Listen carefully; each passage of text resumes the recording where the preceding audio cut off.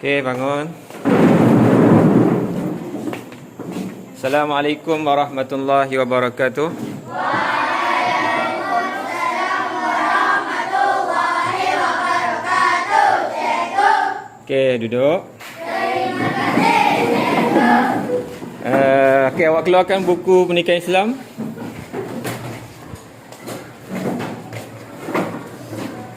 Sementara tu saya ada nak tunjukkan sesuatu kepada awak semua. Ya,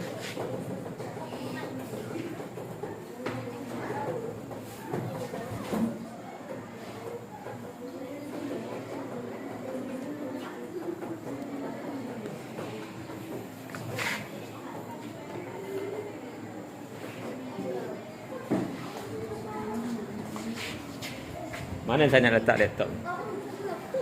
Alamak. Okey, awak tengok laptop saya kat depan ni.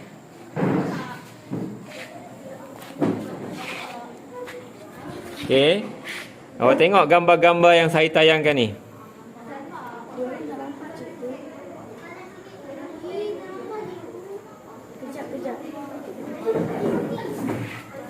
Okey. Tengok gambar apa ni? Apa yang dia buat tu? Berperang, membunuh. Okey. Bergaduh, okey, betul, bagus.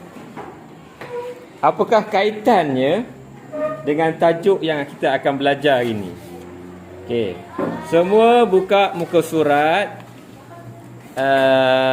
Muka surat apa Bidang sirah.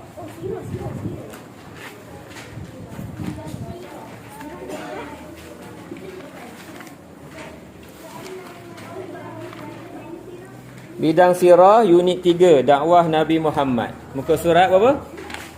150. 140. Okey, buka.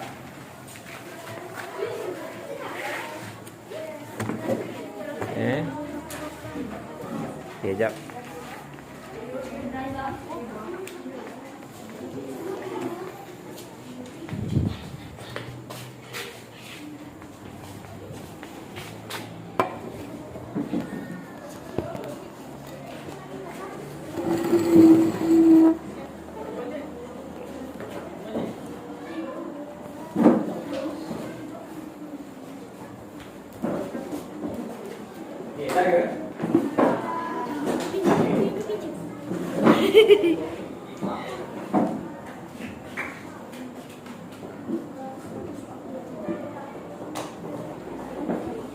Tajuknya adalah dakwah Nabi Muhammad. Jadi bila kamu tengok gambar tadi, itu adalah gambar berperang. Macam yang dekat saya kan? Itu adalah violence. Apa dia? Violence. Apa benda tu? Kekejaman, kesalahan yang dilakukan oleh manusia. Okey. Kita akan masuk kepada tajuk dakwah Nabi Muhammad sallallahu alaihi wasallam. Tapi kalaulah kamu melihat kawan-kawan kamu melakukan kesalahan, apa yang kamu boleh buat? Apa yang kamu akan buat? Okey, tegur, bagus. Jadi menasihat, jadi apa lagi?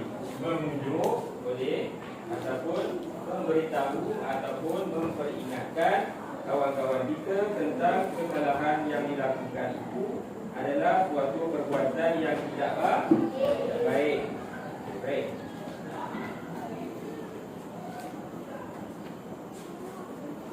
Jadi kita nak tengok dakwah Nabi Muhammad sallallahu alaihi wasallam. Okey, tengok muka surat 155. Okey, baca ramai-ramai. Assalamualaikum kawan-kawan. Assalamualaikum kawan-kawan. Saya urus sekira di sini dakwah perkampungan orang asli. Pada hari ini saya akan menerangkan cara dakwah Nabi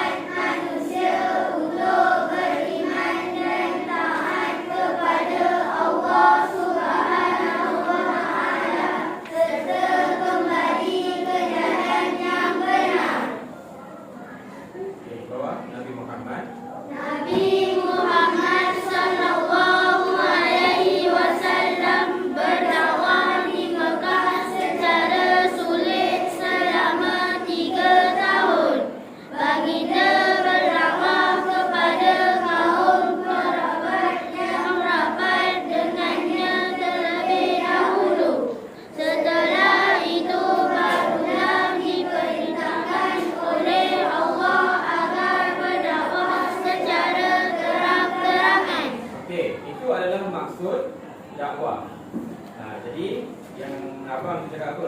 Saya sekurus dia isi dakwah perkampungan orang asli. Pada hari ini saya akan menerangkan cara dakwah Nabi Muhammad SAW.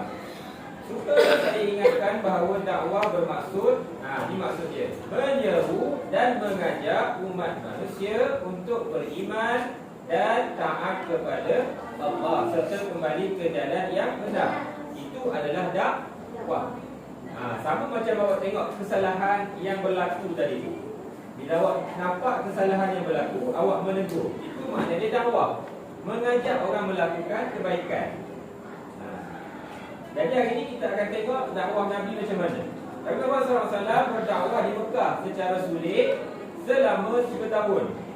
Secara sulit, mana secara sembunyi untuk mengelakkan daripada orang-orang kafir Quraisy mengganggu dakwah Nabi ketika Nabi nak menyampaikan agama Islam. Baginda berdakwah kepada kaum kerabat yang rapat dengannya terlebih dahulu. Nabi mula-mula Nabi dakwah kepada kaum kerabat yang dekat, mana saudara mara dulu, Khalid, isteri Nabi dan sebagainya.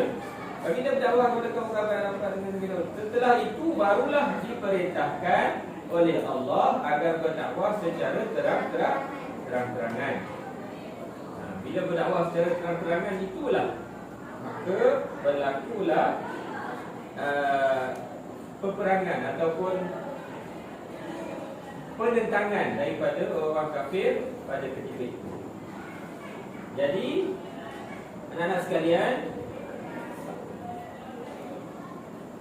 kita akan bincangkan berkenaan dengan dakwah ini dan tentangan orang kafir terhadap dakwah Nabi Muhammad. Surat 156 dan 156, 157 dan 158. Di situ ada penerangan berkaitan dengan tentangan akhlak Nabi Muhammad, macam mana Nabi menjalankan dakwah. Dan yang ketiga, akhlak Nabi Muhammad dalam berdakwah. Yang pertama, tentangan kafir Quraisy terhadap dakwah Nabi. Yang kedua, akhlak Nabi dalam menghadapi tentangan kaum Quraisy. Dan yang ketiga, bagaimana akhlak Nabi Muhammad dalam berdakwah. Adakah Nabi dakwah secara paksa ataupun sebagainya. Boleh kita lihat di situ. Okey, baik. Dalam kumpulan kamu cari. Saya akan bagi kertas ni. Kumpulan satu. Tugas kamu, tak ya.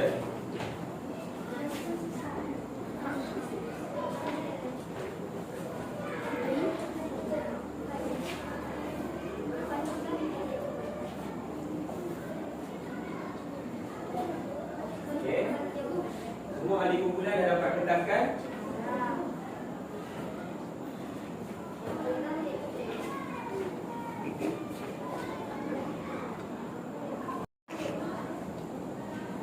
Okey, kelas seterusnya saya nak dalam setiap kumpulan yang dibagikan ini mencari isi-isi penting tentang yang pertama,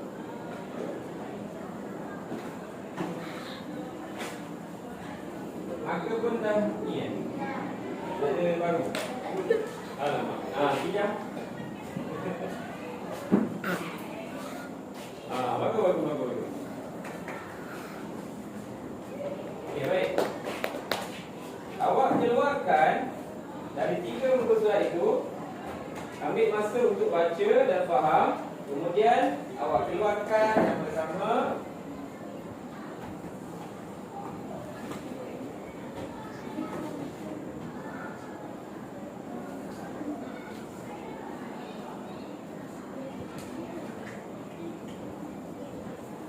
tentangan kafir Quraisy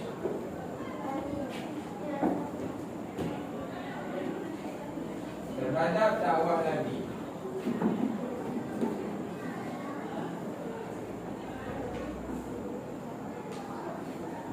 Okey. Yang kedua, ada poin-poin je lah. Awak keluarkan berapa yang awak rasa. Ringkas-ringkas je. awak keluarkan apa yang awak faham terhadap tentangan kafir. Tentangan apakah yang awak faham semasa dakwah Nabi? Tentangan kafir yang macam mana? Awak keluarkan Kemudian yang kedua, awak keluarkan bagaimana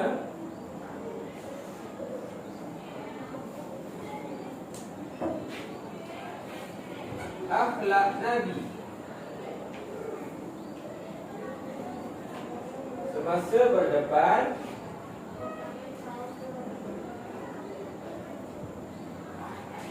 dengan tentangan itu.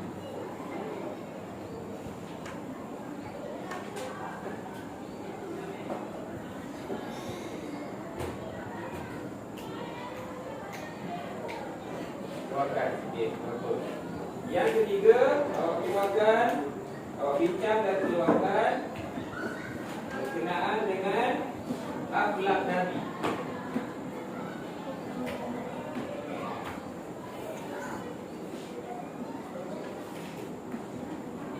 Dalam menjalankan dakwah. Proses itu maknanya menjalankan. Dalam proses dakwah maknanya dalam menjalankan dakwah.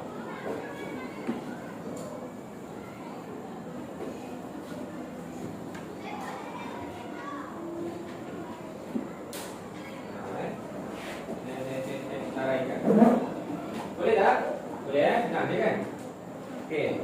Saya bagi awak masa 5 minit untuk awak baca dan 5 minit lagi untuk kita keluarkan idea ataupun isi-isi penting yang awak dapat daripada penerangan dalam buku teks awak. Boleh? Okey. Kelas dah 10 minit. Kumpulan mana yang dah siap? Okey, bagus. Saya nak wakil kumpulan 2 orang untuk ke depan. Okey, yang pertama kita akan cari berkenaan macam mana tentangan kafir Quraisy terhadap dakwah Nabi. Yang kedua, bagaimana akhlak Nabi berdepan dengan tentangan orang-orang Quraisy. Dan yang ketiga, akhlak Nabi. Macam mana akhlak Nabi dalam proses dakwah ataupun semasa menyampaikan dakwah. Okey, boleh terangkan? Tangan kafir Quraisy. Okey. Fitnah Pemulauan. Siapa yang tulis tu? Oh, kumpulan ahli lain tulis. Okey. Okey. Contoh Nabi Muhammad menghadapi tekanan, sabar, bergantung pada Allah, berhati, bersama. Okey. Akhlak Nabi dalam berdakwah, optimis dengan janji Allah, Okey. penyayang, Okey. maaf. Okey, bagus. Beri tepukan kepada mereka. Okey, bagus Okey, boleh duduk. Okey, kita tengok kepada yang pertama. Apa yang dikatakan tadi adalah berkenaan dengan tentangan kafir Quraisy.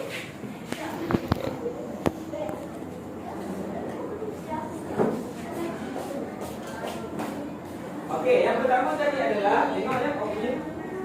Bagus dah awak. Awak keluarkan. Awak ringkaskan Okey, bagus Yang lain pun buat benda yang sama kan? Okey, tak sempat siap. Okey, yang ni tengok je. Okey, hampir siap. Okey, bagus Bagus. Kita masuk kepada tentangan kafir Quraisy. Apa yang berlaku kepada Nabi semasa berdakwah? Fitnah. Yang pertama dia fitnah. Fitnah apa? Fitnah orang Quraisy. Orang Quraisy tuduh Nabi Muhammad sebagai gila. Tengok pada muka surat yang ke-156 kan? Dia kata Nabi Muhammad gila, ahli sihir dan pendusta. Mereka mendakwa Nabi Muhammad ialah pemecah belah masyarakat dan pemutus hubungan silaturahim. Jadi bila dia memberikan fitnah itu, maknanya masyarakat akan ragu-ragu dengan dakwah Nabi. Betul ke Nabi gila? Betul ke orang yang menyampaikan dakwah itu gila? Tetapi sebenarnya itu adalah tentangan dia yang menyebabkan dakwah Nabi tersekat. Yang kedua, pemulauan. Apa maksud pemulauan? Pemulauan ni makna dia memulaukan seseorang. Dia memulaukan Nabi. Tak nak kawan. Dia dalam kelas ni seorang. Kita pulau dia. Kata kita pulau dia. Kita tak nak kawan dengan dia.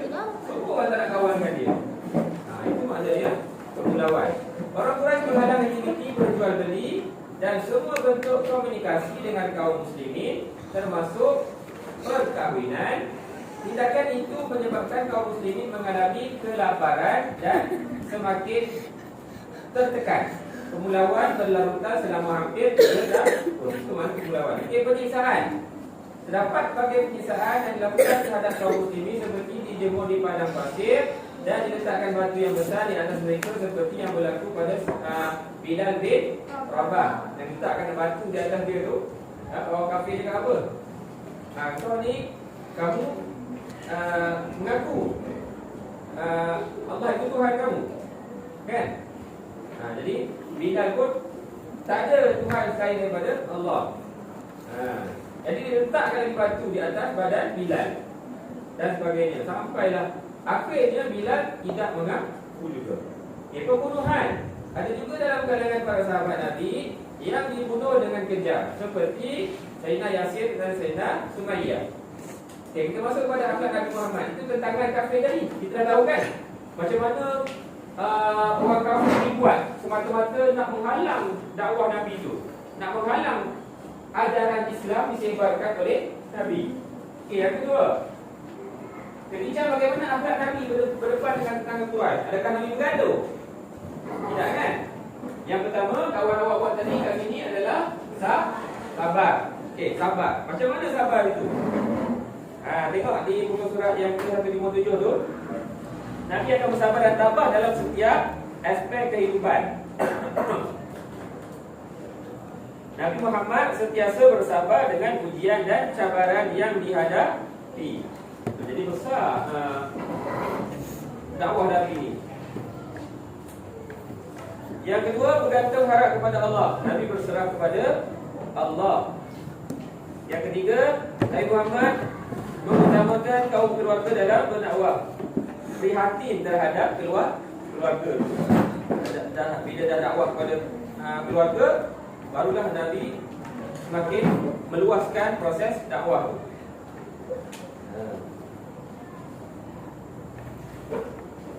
Berjiwa besar. Nabi Muhammad sentiasa berhikmah dan tidak pernah berdendam. Jadi perkara-perkara ini, akhlak-akhlak ini yang patut kita lakukan, yang perlu kita contohi dalam kehidupan kita seharian. Boleh tak boleh? Boleh tak boleh? Boleh. Bagus. Seterusnya kita pergi pada yang terakhir, akhlak Nabi dalam proses dakwah. Macam mana akhlak Nabi yang kita boleh lihat dalam proses dakwah? Yang pertama, tengok ada warna biru. Nabi Muhammad sentiasa optimis terhadap janji dan bantuan daripada Allah. Apa tu optimis? Optimis adalah apa tu optimis? Siapa tahu? Optimis adalah yakin. Yakin dengan janji dan bantuan Allah. Nabi Muhammad SAW menolak tawaran daripada kafir Quraisy seperti pangkat, harta kekayaan dan wanita. Nabi Muhammad ditawarkan harta-harta benda untuk menutup dakwah Nabi. Tak payah dakwah lah, aku bagi ni harta ni, banyak ni, boleh hidup senang enak. Tapi Nabi terima tak? Tak terima. Yang kedua, Nabi adalah seorang pendakwah yang penyayang. Bukan dakwah secara marah, tak solat. Kenapa kau tak solat? Pergi solat sekarang. Tapi Nabi kau kenapa tak solat? Begitu. Contoh. Penyayang. Jika Nabi berdakwah di Taif, penduduk Taif menolak dakwah baginda dengan mengusir dan mencederakan baginda. Lalu datang malaikat membuat tawaran kepada baginda untuk membinasakan mereka. Baginda menolaknya lalu berdakwah, lalu berdoa agar mereka menerima hidayah. Kalau orang tolak juga, adakah Nabi akan berperang dengan dia? Tidak. Nabi akan, akhir sekali Nabi akan minta doa daripada Allah supaya Allah memberikan hidayah kepada orang yang dakwah itu. Baik, yang ketiga, Nabi Muhammad seorang yang pemaaf. Nabi Muhammad seorang yang pemaaf. Maka peristiwa bukaan kota Mekah, baginda telah membebaskan penduduk Mekah yang pernah melakukan kejahatan kepada baginda dan memaafkan mereka. Orang buat jahat kepada Nabi semasa Nabi dakwah, macam-macam ancaman, macam-macam kejahatan yang dilakukan kepada Nabi. Tetapi Nabi balas ke tidak? Tidak, Nabi tidak membalas. Dan Nabi memaafkan segala tindakan yang dilakukan kepadanya. Jadi di situ kita boleh lihat betapa indahnya akhlak Nabi Muhammad. Dan akhlak Nabi Muhammad, perbuatan Nabi itu perlulah kita contohi dan kita aplikasikan dalam kehidupan kita di rumah, di sekolah dan dalam kehidupan kita seharian. Seperti sabar, yang waktu dia tadi, sabar, penyayang, bergantung kepada Allah, pemaaf dan sebagainya. Akhlak-akhlak ini adalah akhlak-akhlak yang baik, yang ditunjukkan contoh. Nabi dah tunjuk contoh kepada kita bagaimana akhlak yang baik. Jadi senang, kita sebagai umat Nabi, kita hanya mengikut apa yang dilakukan oleh Nabi. Termasuk dalam sekecil-sekecil perkara, memulakan pakai baju dari, memulakan pakai kasut dari kaki kanan dan sebagainya. Benda-benda kecil macam tu pun kita ikut. Itu adalah akhlak Nabi. Jadi faham tak faham? Berkenaan dengan tajuk dakwah ini, apa yang dapat kita simpulkan adalah Nabi itu berdakwah secara apa? Macam mana dakwah Nabi itu? Dijalankan secara beradab. Beradab. Dijalankan secara beradab. Penyayang, pemaaf, sabar itu adalah akhlak-akhlak Nabi tunjuk dalam menyampaikan dakwah. Bila Nabi menyampaikan dakwah dalam keadaan begitu, orang akan tertarik dengan Nabi. Bila kamu baik, ramai orang nak kawan. Begitulah. Bila kamu jahat, ramai orang yang menjauhi, tak nak kawan. Bila baik, ramai orang. Dalam tajuk dakwah Nabi Muhammad, apakah yang dapat kita simpulkan di sini adalah maksud dakwah itu sendiri. Apa maksud dakwah? Menyeru dan mengajak umat manusia untuk beriman dan taat kepada Allah serta kembali pada jalan benar, mengajak kepada kebaikan pun itu adalah dakwah. Okey, yang kedua, awak dah berjaya menjelaskan cara Nabi Muhammad berdakwah tadi. Macam mana? Sabar, bergantung pada Allah. Apa lagi? Ya, prihatin. Lagi? Berjiwa besar dalam dakwah. Okey, seterusnya, awak dah tahu, kita dah tahu tentang bagaimana tentangan orang kafir Quraisy terhadap Nabi dan bagaimana Nabi menyelesaikan masalah itu. Okey, dan seterusnya yang terakhir, bagaimana akhlak Nabi dalam proses dakwah, dalam proses menyampaikan dakwah sepanjang kerasulan Nabi. Bagaimana Nabi menyampaikan? Itu penyayang, pemaaf dan sebagainya seperti kita bincangkan tadi. Okey, baik. Sekadar itu je untuk hari ini. Terima kasih.